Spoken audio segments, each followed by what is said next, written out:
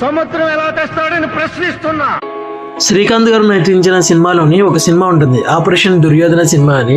అందులో ఒక పబ్లిక్గా చెప్తారు, హైదరాబాద్లో సముద్రం తెస్తానని చెప్పి ఒక ఛాలెంజ్ చేస్తారనమాట. సో ఇప్పుడు అది నిజం కాబోతుంది. రీసెంట్గా మన తెలంగాణ సీఎం గారు కూడా అనౌన్స్ చేశారు.